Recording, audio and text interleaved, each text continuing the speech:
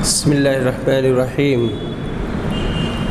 حامدا ومصلیا اما بعد قال الامام البخاری رحمہ اللہ حدثنا محمد بن مقاتل قال اخبرنا عبد اللہ قال اخبرنا عبید اللہ عن نافع عن ابن عمر ان النبی صلی اللہ علیہ وسلم قال لعن اللہ الواصلة والمستوصلة والواشمة والمستوشمة قال نافع الوشم فی اللثة۔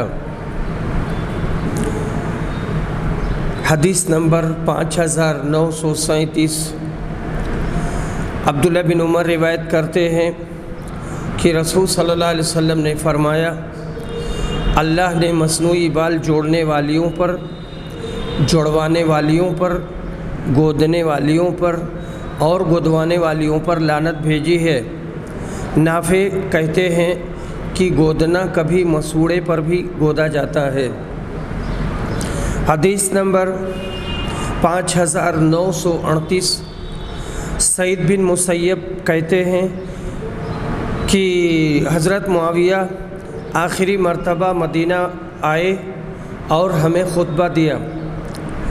آپ نے بالوں کا ایک گچھا نکال کے کہا، یہ یہودیوں کے سوا اور کوئی نہیں کرتا۔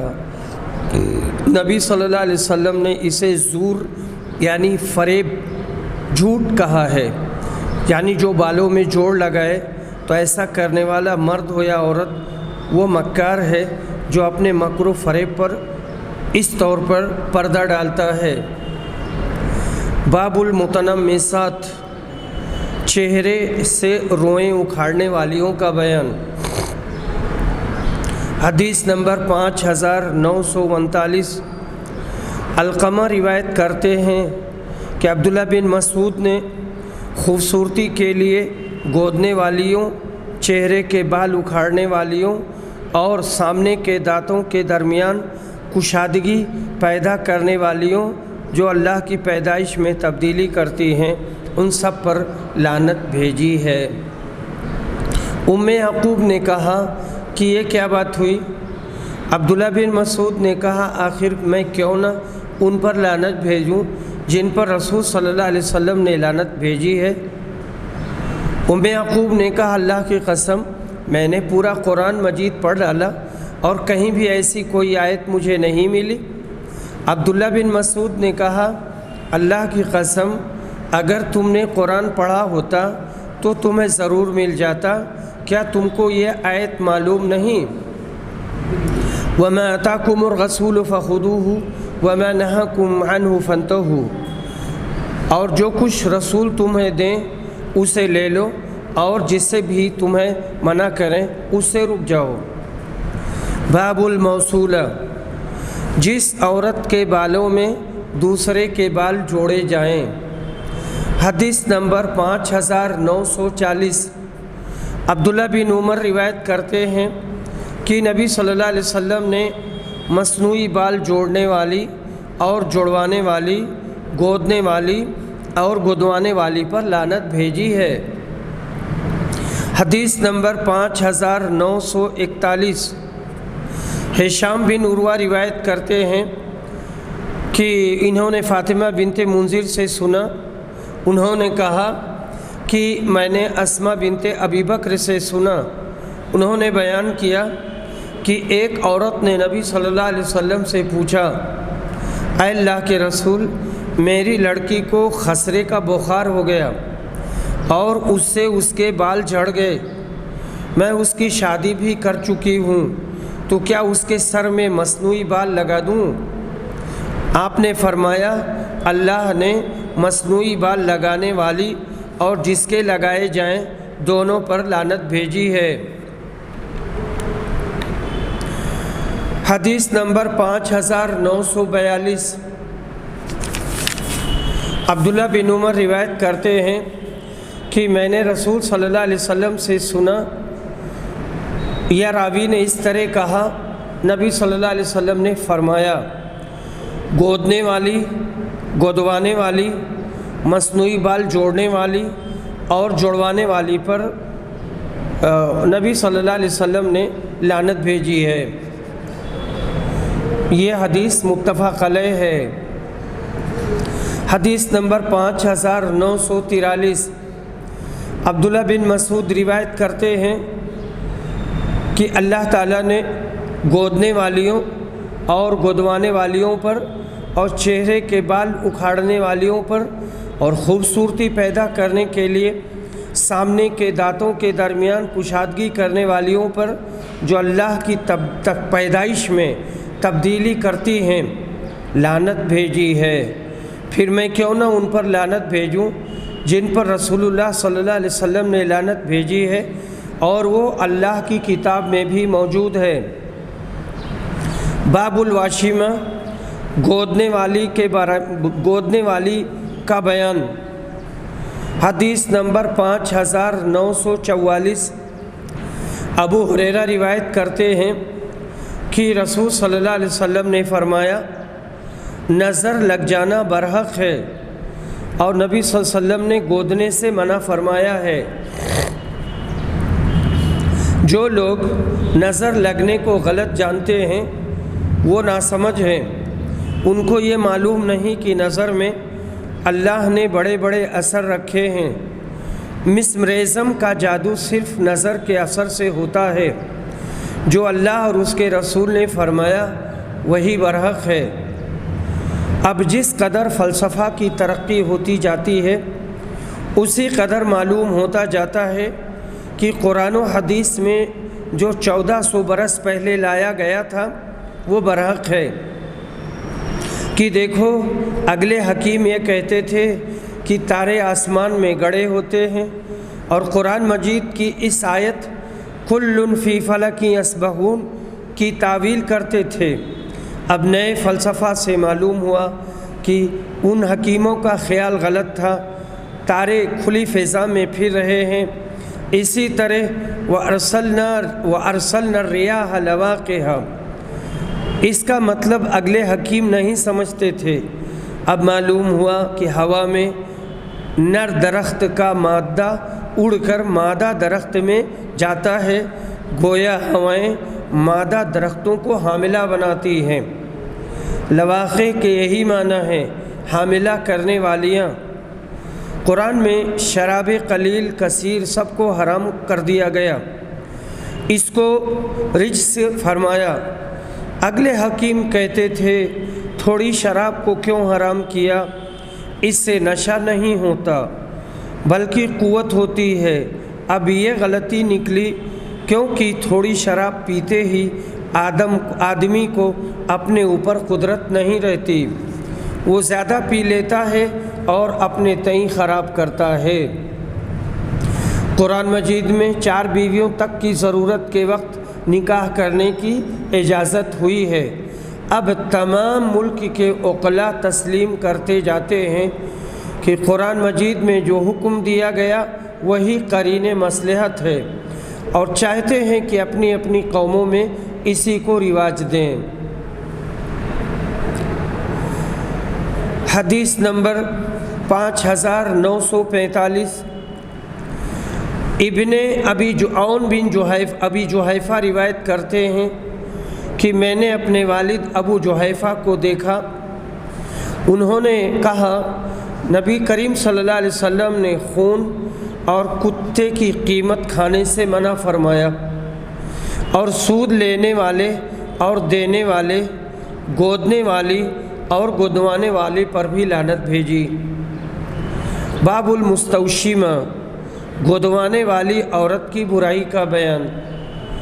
حدیث نمبر 5946 ابو ہریرہ روایت کرتے ہیں کہ حضرت عمر کے پاس ایک عورت لائی گئی جو گودوانے کا کام کرتی تھی۔ عمر کھڑے ہو گئے اور اس وقت موجودہ صحابہ سے کہا میں تمہیں اللہ کا واسطہ دیتا ہوں، کسی نے کچھ نبی صلی اللہ علیہ وسلم سے گودنے کے متعلق سنا ہے؟ ابو ہریرہ نے کہا میں نے کھڑے ہو کر عرض کیا امیر المومنین میں نے سنا ہے۔ عمر نے پوچھا کیا سنا ہے؟ ابو ہریرہ نے بیان کیا کہ میں نے نبی صلی اللہ علیہ وسلم کو فرماتے ہوئے سنا ہے کہ گدوانے کا کام نہ کرو اور نہ گدواؤ۔ حدیث نمبر 5947 عبداللہ بن عمر روایت کرتے ہیں کہ نبی صلی اللہ علیہ وسلم نے مصنوعی بال لگانے والی اور لگوانے والی، گودنے والی اور گدوانے والی پر لعنت بھیجی ہے، متفق علیہ۔ حدیث نمبر 5948 عبداللہ بن مسعود روایت کرتے ہیں کہ گودنے والیوں پر اور گدوانے والیوں پر، بال اکھاڑنے والیوں پر اور خوبصورتی کے لیے دانتوں کے درمیان کشادگی کرنے والیوں پر جو اللہ کی پیدائش میں تبدیلی کرتی ہیں، اللہ نے ان پر لعنت بھیجی ہے۔ پھر میں بھی کیوں نہ ان پر لعنت بھیجوں جن پر رسول صلی اللہ علیہ وسلم نے لعنت بھیجی ہے اور وہ اللہ کی کتاب میں موجود ہے۔ آیت مبارکہ وَمَا آتَاكُمُ الرَّسُولُ فَخُذُوهُ وَمَا نَهَاكُمْ عَنْهُ فَانْتَهُوا سورہ حشر آیت نمبر 7 کی طرف اشارہ ہے کہ جو کچھ رسول اللہ صلی اللہ علیہ وسلم تم کو حکم فرمائے اسے بجا لاؤ، اور جس سے منع کریں اس سے رک جاؤ۔ اس کے تحت اجمالی طور پر سارے اوامر و نواہی داخل ہیں۔ آج کا فیشن جو مردوں اور عورتوں نے اپنایا ہے، جو حریانیت کا مرقع ہے، وہ سب اس لعنت کے تحت داخل ہے۔ سند میں مذکور علقمہ بن وقاص لیثی ہیں جو نبی صلی اللہ علیہ وسلم کے عہد مبارک میں پیدا ہوئے اور غزوہ خندق میں شریک ہوئے۔ عبد الملک بن مروان کے عہد میں وفات پائی۔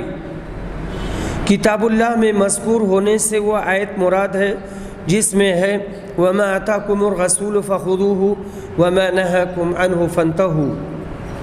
باب التصاویر، تصویریں بنانے کا بیان۔ حدیث نمبر 5949 ابو طلحہ روایت کرتے ہیں، کہتے ہیں کہ نبی صلی اللہ علیہ وسلم نے فرمایا رحمت کے فرشتے اس گھر میں داخل نہیں ہوتے جس میں کتا یا تصویریں ہوں۔ اور اسی حدیث میں ایک دوسری سند ہے، اس میں آگے ہے کہ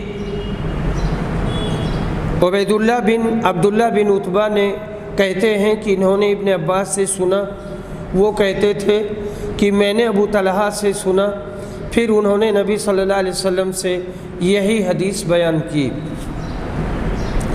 بعض نے کہا فرشتوں سے حضرت جبریل و حضرت میکائیل مراد ہیں، مگر اس صورت میں یہ امر خاص ہوگا نبی اکرم صلی اللہ علیہ وسلم کی حیات مبارکہ سے، کیونکہ آپ کی وفات پر وحی اترنا موقوف ہو گیا، اور ان فرشتوں کا آنا بھی وہ فرشتے مراد نہیں ہیں جو ہر آدمی پر معین ہیں، یا جو فرشتے مامور بکار حکم الہی سے بھیجے جاتے ہیں۔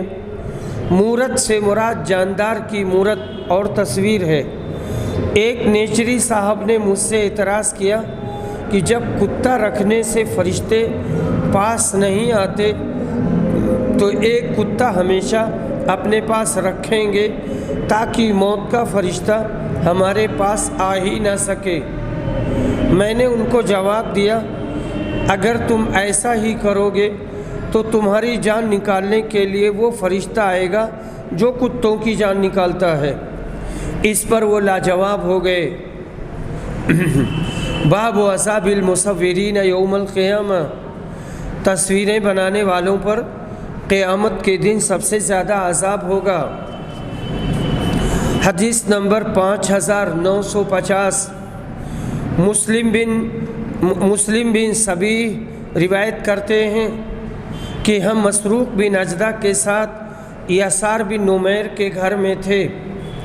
مسروق نے ان کے گھر کے سائبان میں تصویریں دیکھیں تو کہا میں نے حضرت عبداللہ بن مسعود سے سنا ہے، انہوں نے بیان کیا کہ میں نے نبی اکرم صلی اللہ علیہ وسلم سے سنا، آپ نے فرمایا اللہ کے پاس قیامت کے دن تصویر بنانے والوں کو سب سے سخت عذاب ہوگا۔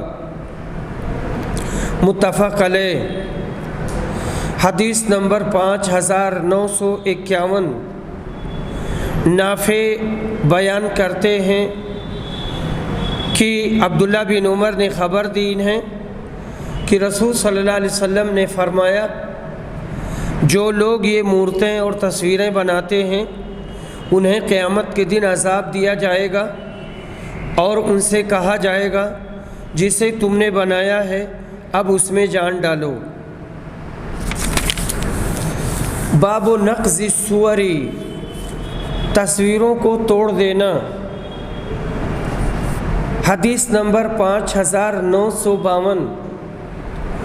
عائشہ رضی اللہ عنہا روایت کرتی ہیں کہ رسول صلی اللہ علیہ وسلم کو اپنے گھر میں جب بھی کوئی ایسی چیز ملتی جس پر صلیب کی مورت بنی ہو تو جیسے نصارہ رکھتے ہیں تو اسے توڑ ڈالتے، یعنی جس پر صلیب کی تصویر ہو، اور صلیب نصارہ اپنے گردنوں میں بھی اپنے گردن میں ہمیشہ لٹکائے رہتے ہیں یا گھروں میں رکھتے ہیں، تو اسی کے بارے میں یہاں اشارہ ہے۔ حالانکہ صلیب جاندار چیز نہیں ہے، مگر نصارہ رومن کیتھولک صلیب کی پرستش کرتے ہیں، اس لیے نبی اکرم صلی اللہ علیہ وسلم اس کو جہاں پاتے توڑ ڈالتے۔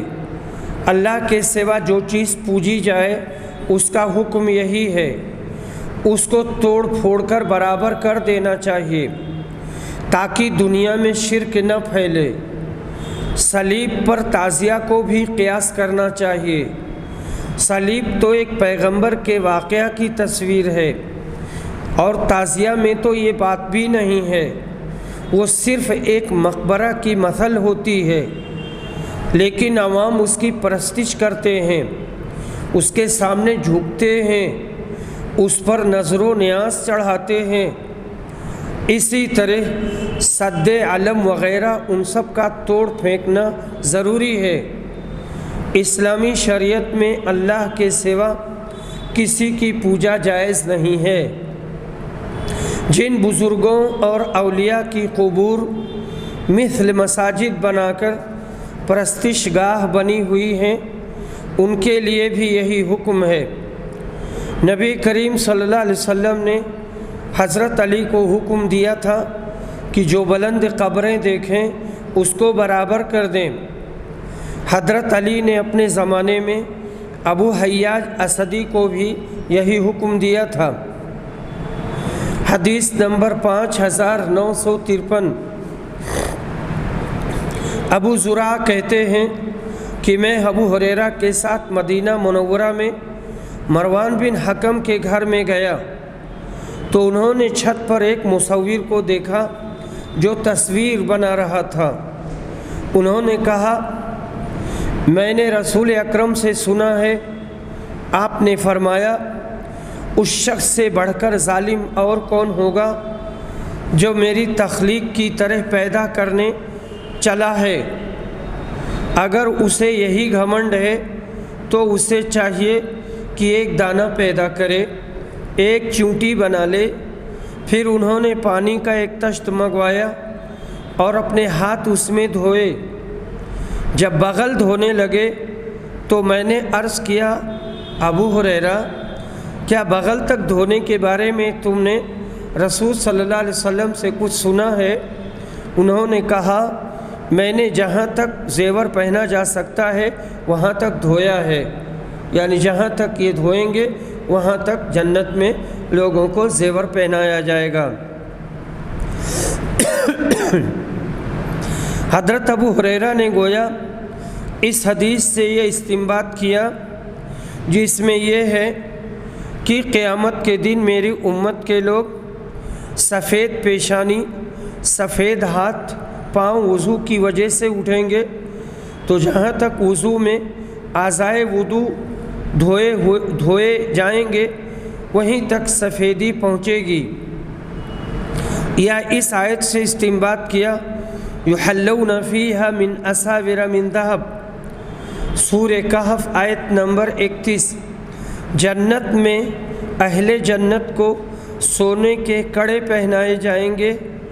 हज़रत अबू हुरैरा का नाम अब्दुर्रहमान बिन सख्र है। ग़ज़वे खैबर के साल इस्लाम लाए, खिदमत नबवी में हर वक्त हाजिर रहते।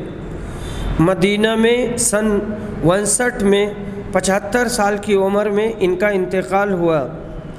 5274 हदीसों के रावी और उनके हाफिज़ हैं। बाबु मा गुतिया मिनत तस्वीर, अगर मूर्तें पाँव तले रौंदी जाएं तो उनके रहने में कोई कबाहत नहीं है। हदीस नंबर 5954, सुफियान बिन उयैना रिवायत करते हैं कि मैंने अब्दुर्रहमान बिन कासिम से सुना, उन दिनों मदीना मुनव्वरा में इनसे बड़ा कोई आलिम नहीं था। इन्होंने बयान किया, मैंने अपने वालिद कासिम बिन अबी बकर से सुना, उन्होंने बयान किया कि मैंने हज़रत आयशा से सुना कि रसूल करीम सल्लल्लाहु अलैहि वसल्लम ग़ज़वे तबूक से तशरीफ़ लाए तो मैंने अपने घर के साइबान पर एक पर्दा लटका दिया था, उस पर तस्वीर बनी हुई थी। जब आपने देखा तो उसे खींच के फेंक दिया और कहा, अल्लाह ने जिस तरह बनाया है उसकी मुशाबहत अख्तियार करने से रोका है। इन्हें क़यामत के दिन सबसे ज़्यादा सख्त अज़ाब होगा। हज़रत आयशा रज़ियल्लाहु अन्हा ने बयान किया कि फिर मैंने फाड़ कर उस पर्दा की 1 या 2 तोशक बना ली, तकिया बना लिया। ये हदीस मुत्तफ़क़ अलैह है। हदीस नंबर 5955, आयशा रज़ियल्लाहु अन्हा रिवायत करती हैं कि रसूल सल्लल्लाहु अलैहि वसल्लम सफ़र से आए और मैंने पर्दा लटका रखा था जिसमें तस्वीरें थीं। हज़रत सल्लल्लाहु अलैहि वसल्लम ने मुझे उसके उतार लेने का हुक्म दिया तो मैंने उसे उतार लिया। हदीस नंबर 5956, आयशा रज़ियल्लाहु अन्हा और नबी सल्लल्लाहु अलैहि वसल्लम एक ही बर्तन में गुस्ल जनाबत किया करते थे। अल्लाह पाक ने मियाँ बीवी के मुतालिक फरमाया, हुन्ना लिबासुल लकुम व अंतुम लिबासुल लहुन्ना। सूरे बकरा आयत नंबर 187। वो तुम्हारा लिबास हैं और तुम उनके लिबास हो। जब औरत मर्द के इख्तिलात की कैफियत ये है तो मियाँ बीवी के एक बर्तन से मिलकर गुस्ल कर लेना कौन सी ताज्जुब की बात है, इसमें मज़ीद मसरत हासिल होगी। बाब मन करिहल क़ुऊद अला सुवर, उस शख्स की दलील जिसने तोशक और तकिया और फ़र्श पर जिस पर तस्वीरें बनी हुई हों बैठना मकरूह रखा है। बज़ाहिर बाप की हदीस अगली हदीस के बाप के मुखालिफ है और मुमकिन है कि अगली हदीस में जब हज़रत आयशा ने उसे फाड़ कर गद्दा बना डाला तो तस्वीरें भी फट गई होंगी, इसलिए नबी सल्लल्लाहु अलैहि वसल्लम उस पर बैठते हों, आपने इनकार न फरमाया हो। हदीस नंबर 5957, हज़रत आयशा रज़ियल्लाहु अन्हा रिवायत करती हैं कि इन्होंने एक गद्दा ख़रीदा जिस पर तस्वीरें थीं। रसूल सल्लल्लाहु अलैहि वसल्लम उसे देखकर दरवाज़े पर खड़े हो गए और अंदर नहीं आए। मैंने कहा, अल्लाह के रसूल, मैंने जो गलती की है उससे मैं अल्लाह से माफ़ी चाहती हूँ। आपने फरमाया, ये गद्दा किस लिए है? मैंने कहा, आपके बैठने और उस पर टेक लगाने के लिए है। नबी सल्लल्लाहु अलैहि वसल्लम ने फरमाया, इन मूरत के बनाने वालों को क़यामत के दिन अज़ाब दिया जाएगा और उनसे कहा जाएगा, जो तुमने पैदा किया उसे ज़िंदा भी करके दिखाओ, और फरिश्ते उस घर में नहीं दाखिल होते जिसमें तस्वीर होती है। حدیث نمبر 5958 ابو طلحہ روایت کرتے ہیں کہ رسول اللہ صلی اللہ علیہ وسلم نے فرمایا فرشتے اس گھر میں نہیں داخل ہوتے جس میں تصویریں ہوتی ہیں۔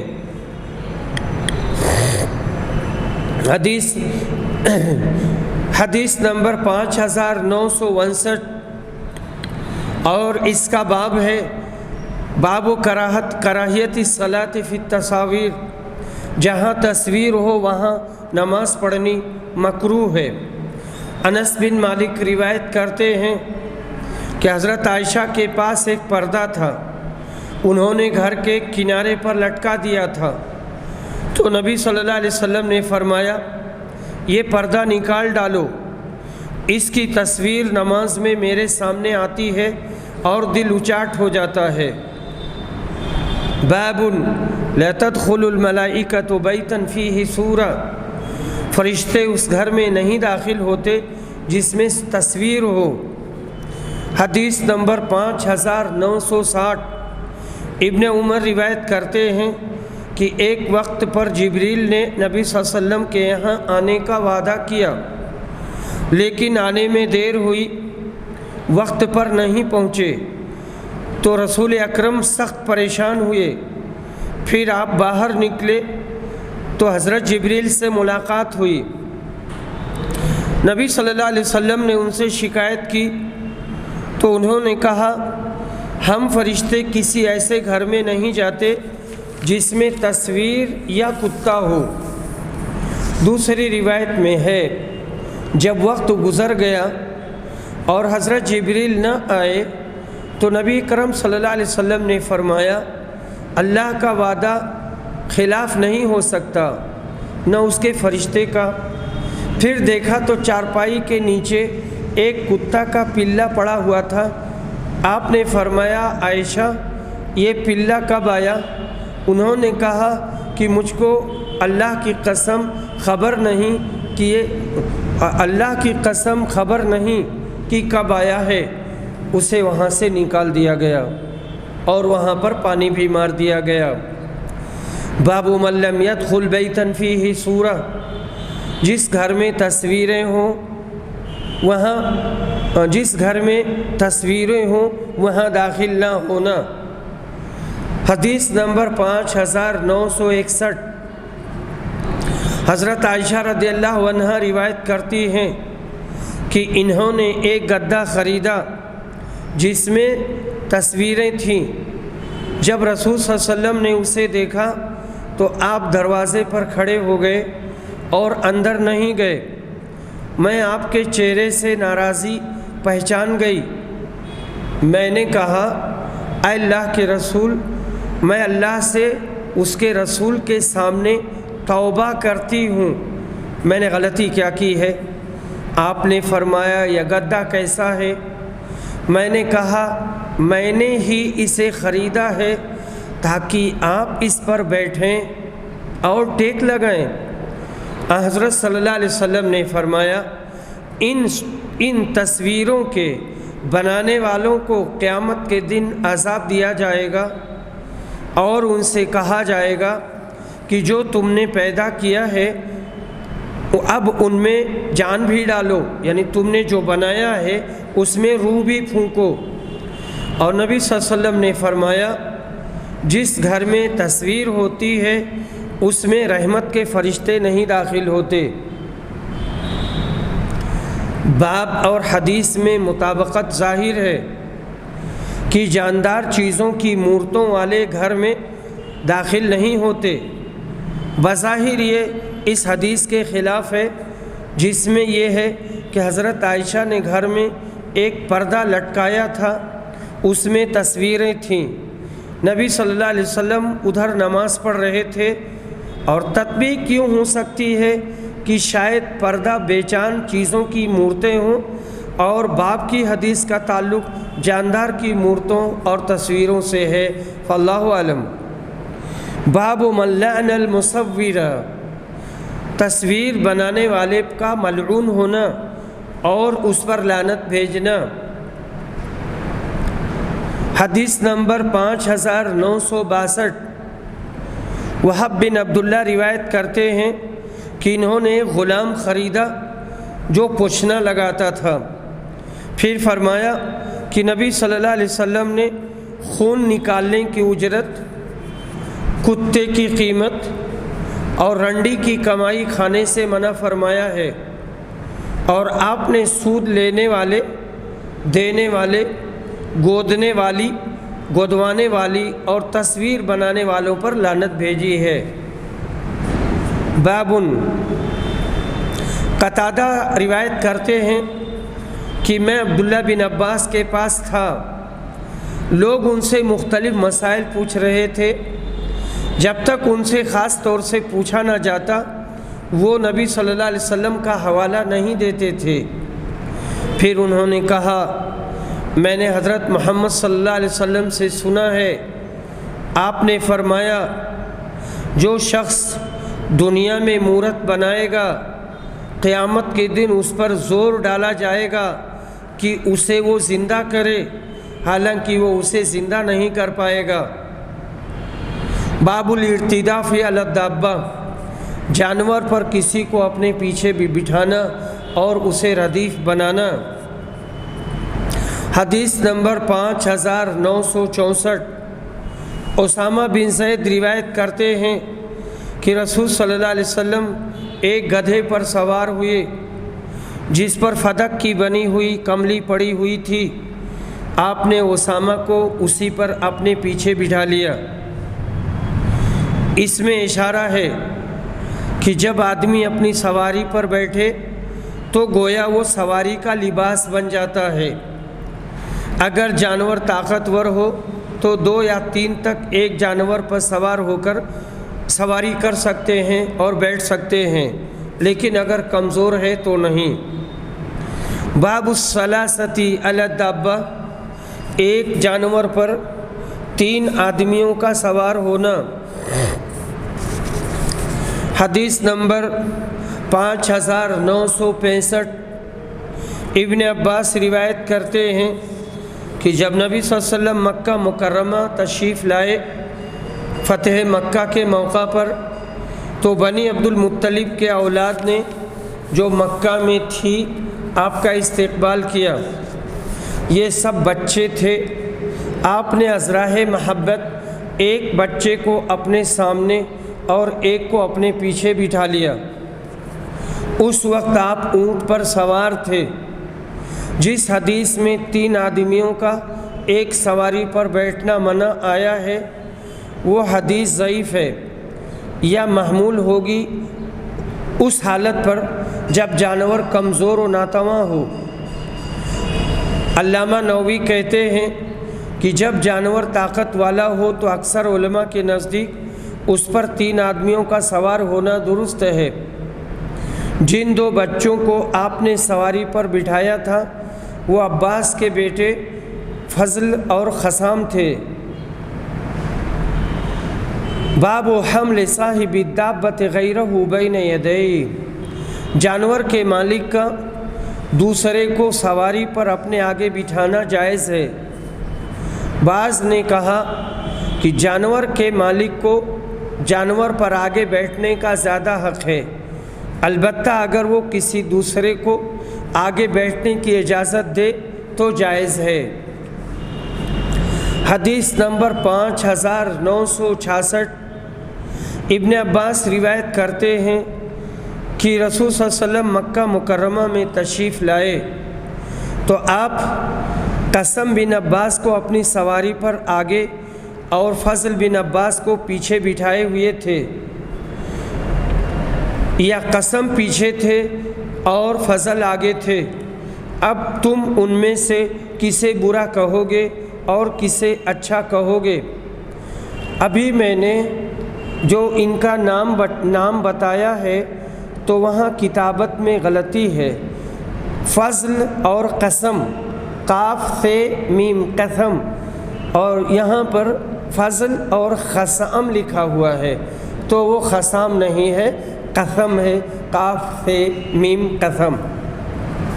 یہ کہنا کہ آگے والا برا ہے یا بیچ والا یا پیچھے والا، یہ سب غلط ہے۔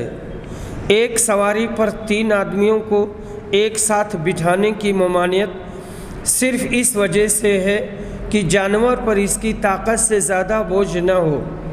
اب یہ حالات پر موقوف ہے کہ کس جانور پر کتنے آدمی بیٹھ سکتے ہیں۔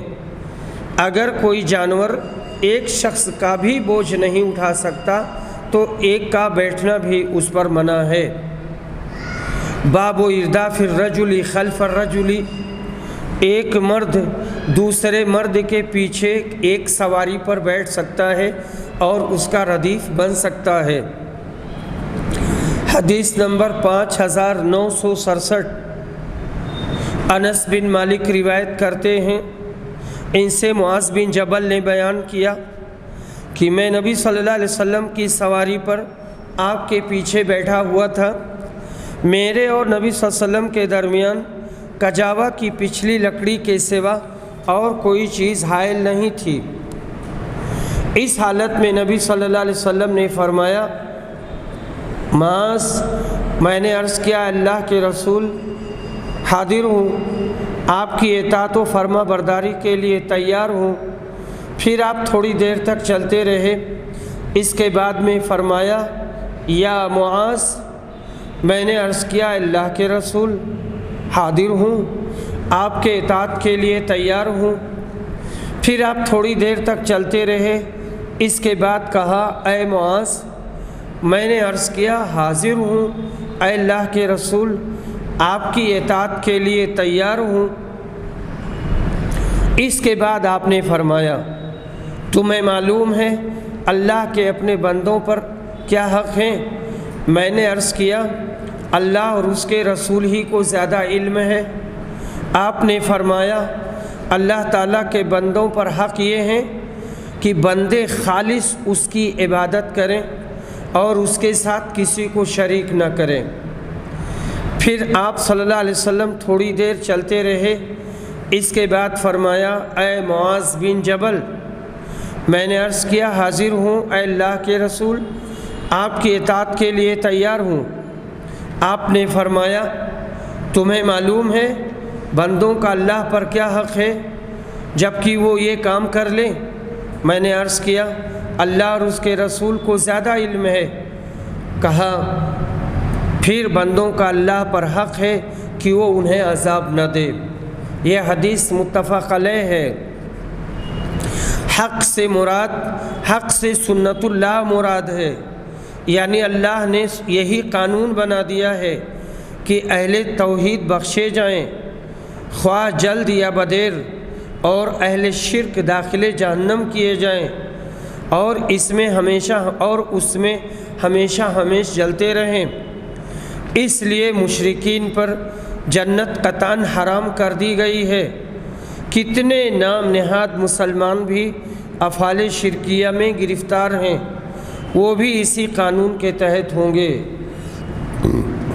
باب ارداف المرأۃ خلف الرجل، جانور پر عورت کا مرد کے پیچھے بیٹھنا جائز ہے۔ حدیث نمبر 5968، انس بن مالک روایت کرتے ہیں، کہتے ہیں کہ ہم رسول صلی اللہ علیہ وسلم کے ساتھ خیبر سے واپس آ رہے تھے اور میں حضرت ابو طلحہ کی سواری پر آپ کے پیچھے بیٹھا ہوا تھا اور وہ چل رہے تھے۔ رسول اللہ صلی اللہ علیہ وسلم کی بیویوں میں سے حضرت صفیہ آپ کی سواری پر آپ کے پیچھے تھیں کہ اچانک اونٹنی نے ٹھوکر کھائی۔ میں نے کہا، عورت کی خبر گیری کرو، پھر میں اتر پڑا۔ رسول اللہ صلی اللہ علیہ وسلم نے فرمایا، یہ تمہاری ماں ہیں۔ پھر میں نے کجاوا مضبوط باندھا اور رسول اللہ صلی اللہ علیہ وسلم سوار ہو گئے۔ پھر جب مدینہ منورہ کے قریب ہوئے، یہ راوی نے بیان کیا کہ مدینہ منورہ دیکھا تو فرمایا، ہم واپس ہونے والے ہیں، اللہ تعالیٰ کی طرف رجوع کرنے والے ہیں، اسی کی عبادت کرنے والے ہیں، اپنے مالک کی تعریف کرنے والے ہیں۔ باب الاستلقاء ووضع الرجل علی الاخری، चित लेट कर एक पाँव का दूसरे पाँव पर रखना। बाज़ ने इसे मकरूह समझा है। इमाम बुखारी रहमहुल्लाह ने ये बाब लाकर उनका रद्द किया है और मुखालफत की हदीस जो सही मुस्लिम में है वो मनसूख है। हदीस नंबर 5969। अब्बाद बिन तमीम अपने चचा से रिवायत करते हैं। इनके चचा का नाम अब्दुल्ला बिन ज़ैद अंसारी है। उन्होंने रसूलुल्लाह सल्लल्लाहु अलैहि वसल्लम को मस्जिद में चित लेटे हुए देखा कि आप एक पाँव को दूसरे पाँव पर उठाकर रखे हुए थे। यहाँ तक तो हदीसें थीं और मसाइल थे किताबुल लिबास के। किताबुल लिबास अब यहाँ पर ख़त्म होता है और इसके बाद में दूसरी किताब आती है। उस किताब का नाम है किताबुल अदब। बिस्मिल्लाहिर्रहमानिर्रहीम। किताबुल अदब आदाब व अखलाक का बयान। बाबुल बिर्रि वस्सिला, एहसान और रिश्ता परवरी की फजीलत का बयान।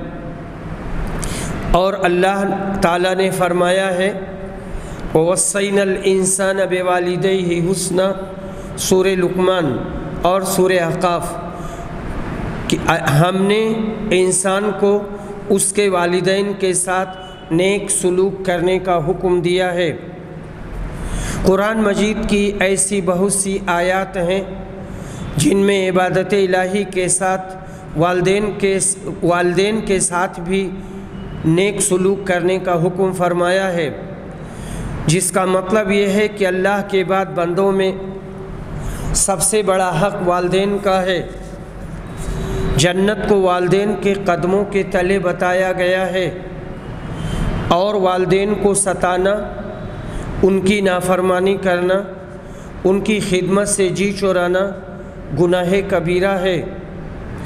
रसूल करीम सल्लल्लाहु अलैहि वसल्लम ने अपने वसीयत नामे में जो आपने हज़रत मुआद बिन जबल को फ़रमाया था और ख़ास तौर पर हुक्म दिया था कि वला तौक़न्न वालिदैक व इन अमराका अन तख़रुजा मिन अहलिका व मालिका, तुम अपने वालिदैन की नाफरमानी ना करना अगर वो दोनों तुम्हें हुक्म दें कि तुम अपने घर बार से और माल से निकल जाओ। हदीस नंबर 5970। अब्दुल्ला बिन मसूद रिवायत करते हैं कि उन्होंने अपने घर की तरफ इशारा किया कि मैंने नबी सल्लल्लाहु अलैहि वसल्लम से पूछा अल्लाह ताला के नज़दीक कौन सा अमल सबसे ज़्यादा पसंदीदा है। आपने कहा वक्त पर नमाज़ पढ़ना। पूछा फिर कौन सा? आपने कहा वालिदैन के साथ अच्छा सलूक करना। पूछा फिर कौन सा? आपने कहा अल्लाह के रास्ते में जिहाद करना। अब्दुल्ला ने कहा कि नबी सल्लल्लाहु अलैहि वसल्लम ने मुझसे इन कामों के मुतालिक बयान किया और अगर मैं इसी तरह सवाल करता रहता तो आप जवाब देते रहते। बाबु मन अहक़्क़ुन्नास से बेहुस्न सोहबा, रिश्तेदारों में अच्छे सलूक का सबसे ज़्यादा हक़दार कौन है। हदीस नंबर 5971। अबू हुरैरा रज़ियल्लाहु अन्हु रिवायत करते हैं कि एक सहाबी रसूल सल्लल्लाहु अलैहि वसल्लम की खिदमत में हाजिर हुए और अर्ज़ किया, अल्लाह के रसूल, मेरे अच्छे सलूक का सबसे ज़्यादा हक़दार कौन है। कहा माँ। पूछा इसके बाद कौन है। फरमाया तुम्हारी माँ। उन्होंने फिर पूछा इसके बाद कौन है। फरमाया तुम्हारी माँ है। उन्होंने पूछा इसके बाद कौन है। आपने फरमाया तुम्हारा बाप है। मालूम हुआ कि माँ का दर्जा बाप से 3 हिस्सा ज़्यादा है, क्योंकि सिनफ़े नाजुक है, उसे अपने जवान बेटे का बड़ा सहारा है, लिहाजा वो बहुत ही बड़ा हक़ रखती है। और माँ माँ ने बच्चे को पेट में रखा और उसके बाद में मर के पैदा किया, फिर उसे दूध पिलाती है, 2 साल तक वो उसकी परवरिश करती है, पाखाना धुलती है, पेशाब धुलती है, कितनी कितनी कुर्बानियाँ देती है। बाबुन ला युजाहिदु इल्ला बिइज़्निल अबवैन, वालिदैन की इजाज़त के बग़ैर किसी को जिहाद के लिए नहीं जाना चाहिए। हदीस नंबर 5972। अब्दुल्ला बिन अम्र इब्न आस रिवायत करते हैं कि एक सहाबी ने नबी सल्लल्लाहु अलैहि वसल्लम से पूछा, क्या मैं भी जिहाद में शरीक हो जाऊं? नबी सल्लल्लाहु अलैहि वसल्लम ने दरियाफ्त फरमाया, तुम्हारे माँ बाप मौजूद हैं? उन्होंने कहा कि हाँ मौजूद हैं। तो आपने कहा फिर उन्हीं में जिहाद करो, यानी उन्हीं की खिदमत में कोशिश करते रहो, तुमको इससे जिहाद का सवाब मिलेगा। मुराद वही जिहाद है जो फ़र्ज़ किफ़ाया है, क्योंकि फ़र्ज़ किफ़ाया दूसरे लोगों के अदा करने से अदा हो जाएगा, मगर उसके माँ बाप की खिदमत उसके सिवा कौन करेगा? अगर जिहाद फ़र्ज़ ऐन हो जाए तो उस वक्त वालिदैन की इजाज़त ज़रूरी नहीं है। बाबुन ला यसुब्बु रजुलु वालिदैहि, कोई शख्स अपने माँ बाप को गाली न दे। गाली देने का मतलब है गाली न दिलवाए कि वो किसी के माँ बाप को गाली दे और उसके जवाब में अपने माँ बाप की गाली सुने, वो पलट करके इसकी माँ को, इसके बाप को, इसकी नानी को गाली दे। हदीस नंबर 5973। अब्दुल्ला बिन अम्र रिवायत करते हैं कि रसूल सल्लल्लाहु अलैहि वसल्लम ने फरमाया, सबसे बड़े गुनाहों में से है कि कोई शख्स अपने वालिदैन पर लानत भेजे। पूछा गया, अल्लाह के रसूल, कोई शख्स अपने ही वालिदैन पर कैसे लानत भेजेगा, उन्हें कैसे गाली देगा? रसूल अकरम ने फरमाया, वो शख्स दूसरे के बाप को बुरा भला कहेगा तो दूसरा भी उसके बाप को बुरा भला कहेगा, और वो दूसरे की माँ को बुरा भला कहेगा तो वो उसकी माँ को बुरा भला कहेगा। ये हदीस मुत्तफ़क़ अलैह है। बाब इजाबत दुआए मंबर वालिदैन, जिस शख्स ने अपने वालिदैन के साथ नेक सलूक किया उसकी दुआ कबूल होती है। हदीस नंबर 5974।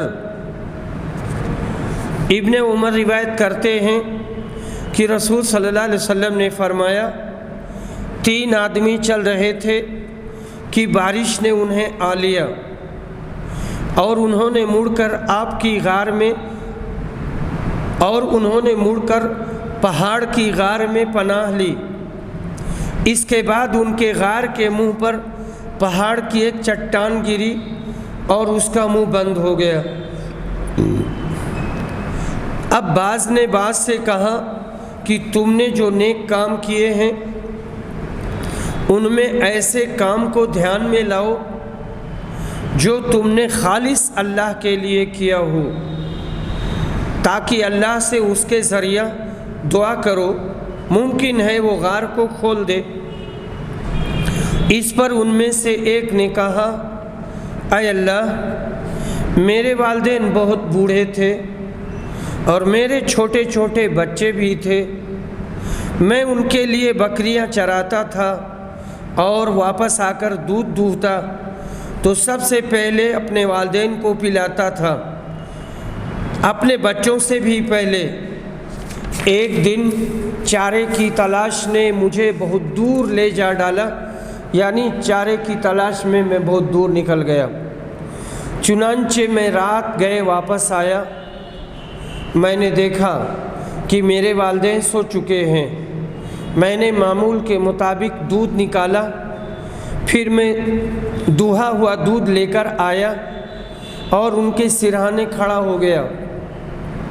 मैं गवारा नहीं कर सकता था कि उन्हें सोने में जगाऊं اور یہ بھی مجھ سے نہیں ہو سکتا تھا کہ والدین سے پہلے بچوں کو پلاؤں۔ بچے بھوک سے میرے قدموں پر لوٹ رہے تھے اور اسی کشمکش میں صبح ہو گئی۔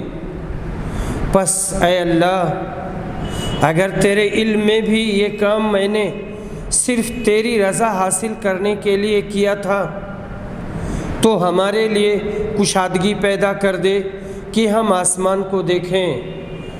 وآخر دعوانا الحمد للہ رب العالمین۔